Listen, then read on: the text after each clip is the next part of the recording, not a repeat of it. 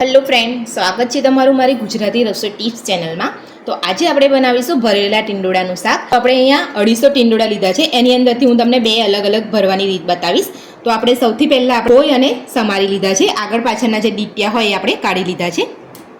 તો તમે જોઈ શકો છો આપણે અહીંયા વચ્ચેથી આવી રીતે 4 ફાળમાં સમારી લીધેલા છે।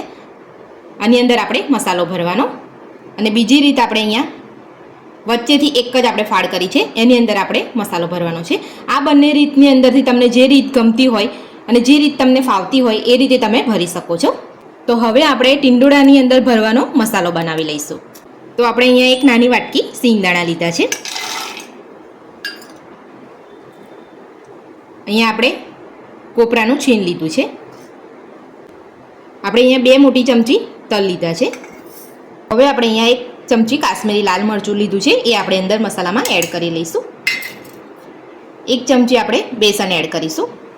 આપણે અહીંયા સ્વાદ પ્રમાણે મીઠું એડ કરીશું। 1 ચમચી આપણે ખાંડ એડ કરીશું। તમને ખાંડ ના ફાવતી હોય તો તમે સ્કીપ પણ કરી શકો છો। તો હવે આપણે આ બધો મસાલોને પીસી લઈશું। તો હવે આપણે જોઈ લઈશું। તો તમે જોઈ શકો છો સરસ પીસાઈ ગયું છે અને આપણે આવું જ પીસવાનું છે, એકદમ ઝીણું નથી કરવાનું। થોડું આપણે કકરું રાખવાનું છે, તમે જોઈ શકો છો। અને આપણે કાઢી લઈશું। હવે આપણે અહીંયા જે આદુ લસણ મરચાં લીધા છે એને પણ આપણે પીસી લઈશું। જે આપણે આદુનો ટુકડો લીધો છે એને આપણે થોડા નાના નાના પીસ કરી લઈશું એટલે સરસ પીસાઈ જાય।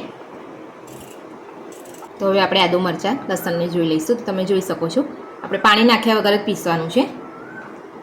તો હવે આપણે મસાલો ભરી લઈશું। તો આપણે ગરમ મસાલો રહી ગયો હતો એટલે આપણે ઉપરથી એડ કરીશું। તો આપણે અડધી ચમચી ગરમ મસાલો લીધો છે।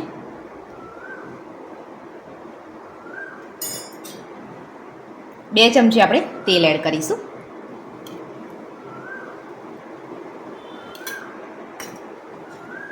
આદુ લસણ મરચાંની જે પેસ્ટ બનાવી આપણે એ લઈ લઈશું।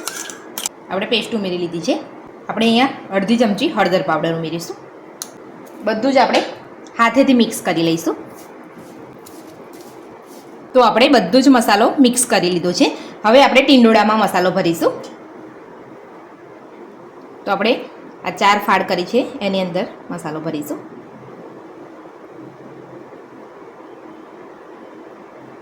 મસાલો ભરીને ચારો તરફથી આમ 4 બાજુથી આપણે દબાઈ દેવાનું।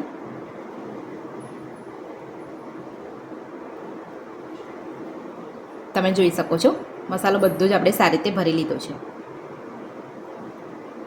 અને જે આપણે એક વચ્ચેથી ફાળ કરી હતી એ આપણે હું તમને બતાવી દઉં। તો આપણે આની અંદર મસાલો ભરી લઈશું।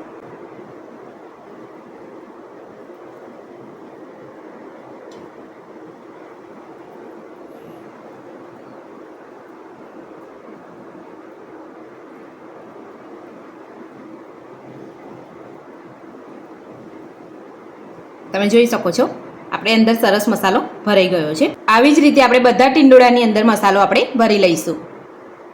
તો તમે જોઈ શકો છો આપણે બધા જ ટીંડોળાને ભરી લીધા છે અને આપણે અહીંયા થોડો મસાલો પણ વધ્યો છે।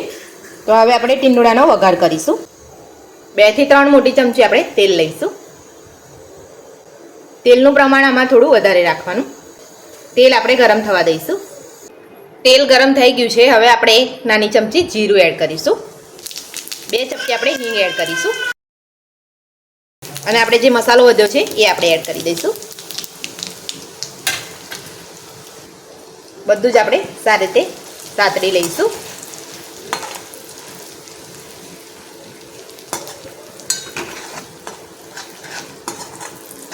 તો બધું સરસ સતળાઈ ગયું છે। હવે આપણે એમાં થોડું પાણી ઉમેરીશું। આ બધું સરસ ગરમ થવા દઈશું। મેં અહીંયા અડધી વાટકી જેટલું પાણી ઉમેર્યું છે।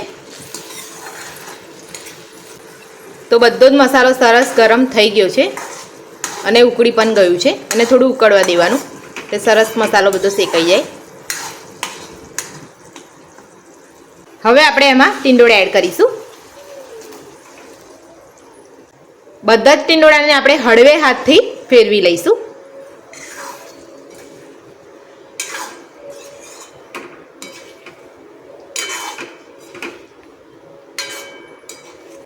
મારી આ રીતથી તમે ટીંડોળાનું શાક બનાવશો તો ઘરમાં જેને બી ટીંડોળાનું શાક નહીં ભાવતું હોય એ માંગીને ખાશે.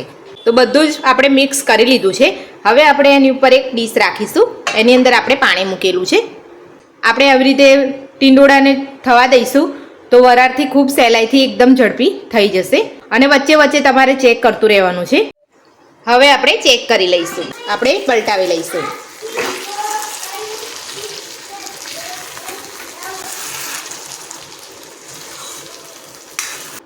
તો ટીંડોળાનું શાક આપણું બનીને તૈયાર છે. હવે આપણે ઉપરથી થોડા લીલા ધાણા એડ કરીશું. હવે આપણે બધું જ મિક્સ કરી લઈશું. બધું જ મિક્સ કરી લીધું છે આપણે. હવે આપણે સર્વ કરી લઈશું. તો શાકને આપણે સર્વ કરી લીધું છે.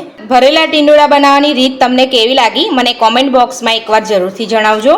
જો તમને મારો વિડીયો ગમ્યો હોય તો વિડીયોને લાઇક કરજો, ચેનલને સબસ્ક્રાઇબ કરજો, તમારા મિત્રોને શેર કરજો. Thank you.